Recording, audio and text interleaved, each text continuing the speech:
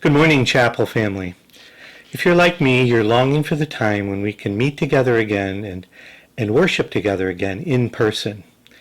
And I'm hoping that that'll be very soon. I've been asked to begin our worship today with just a few thoughts. Our suggested theme today is Jesus, our Redeemer. The word Redeemer or redeem are words we don't often use. Can you think of the last time you used the word redeem in everyday conversation? I can't remember when I did.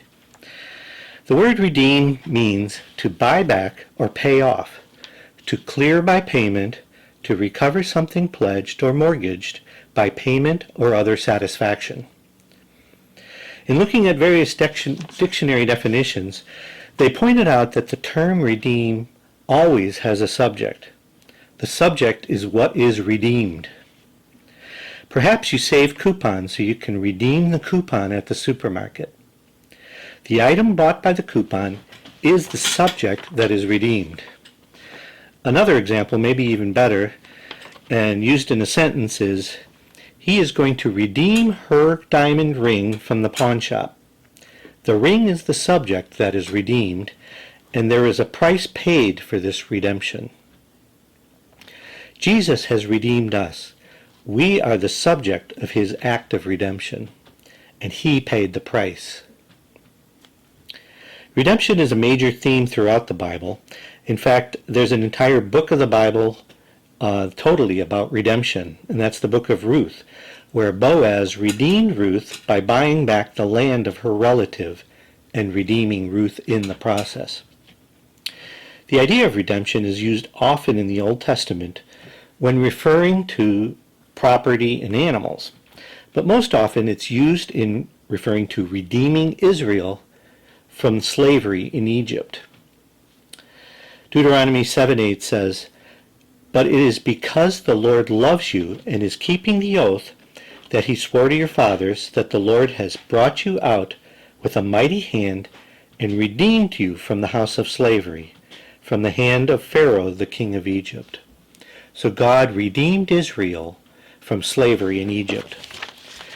This Old Testament illustration really gives the perfect picture of redemption. God redeemed Israel from slavery. In the same way, Jesus redeemed us.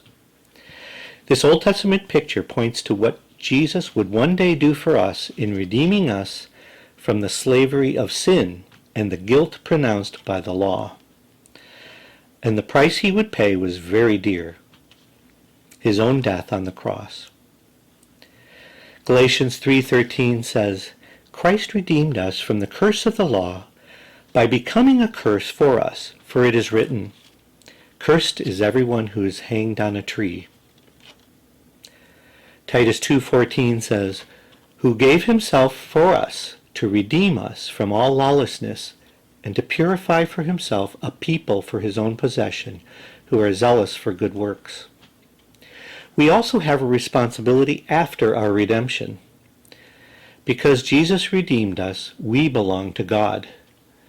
1 Corinthians 6:20, "For you were bought with a price, so glorify God in your body." So as we worship God today, let's glorify him and think about Jesus, our Redeemer, and the price he paid. I found a hymn called "Jesus, Our Redeemer," written by Fanny Crosby. It's not one that I'm familiar with, but I'd like to read just a few verses. Jesus, our Redeemer.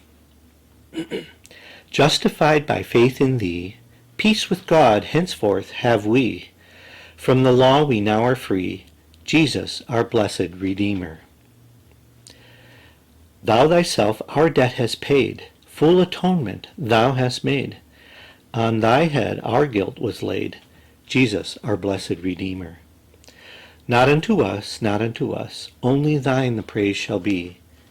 From the law we now are free, Jesus, our blessed Redeemer." Have a blessed day.